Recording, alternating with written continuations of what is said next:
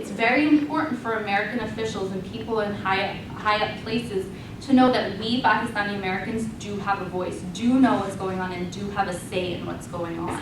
We have one main goal for this conference, and that's to help give you ideas and tools so that you guys can take that and go into your community and work to better your communities.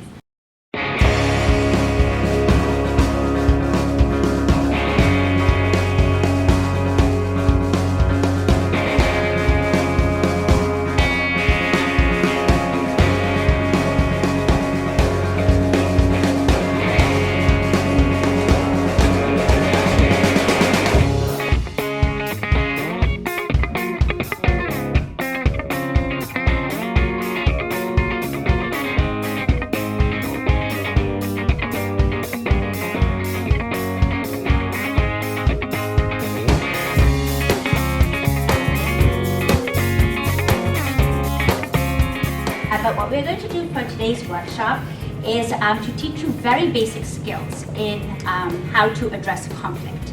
And we're going to be mostly focused on personal conflict.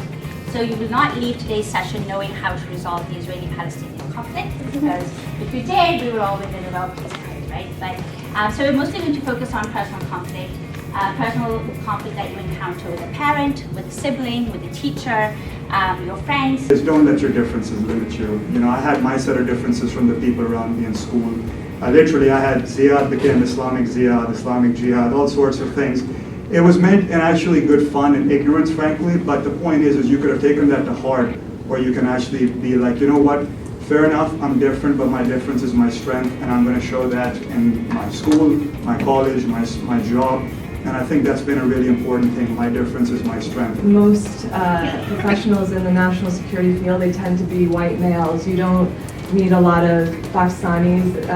We're some of the few, but we're much younger. The old guard are all kind of older white men. But it was fine because I think they saw a lot of people in DC like to mentor. I'm sure you're going to hear this word. And so I got a lot of mentorship from my colleagues and my bosses at Brookings.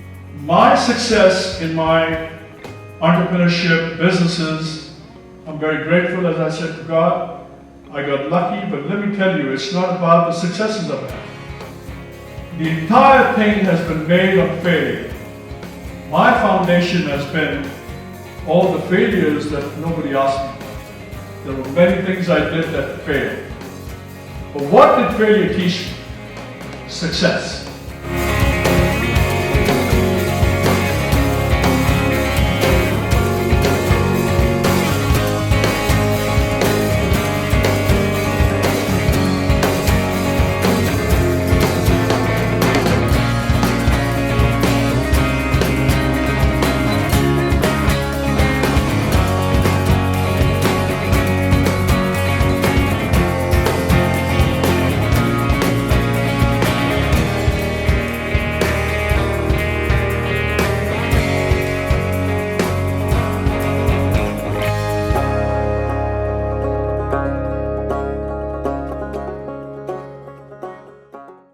All of these things can be, depending on your state, so good point, harder to get than a gun.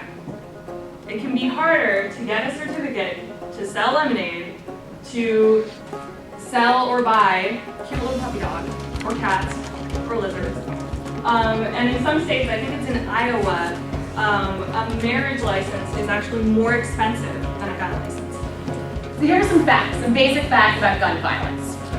So there has been some discussion over the past couple of years about gun control. We actually don't talk about gun control. We're really not in the business of trying to control someone's guns. What we do want to do is we want gun violence prevention. We want to make sure that guns don't get into the wrong people's hands. And so we talk about preventing violence when it comes to guns.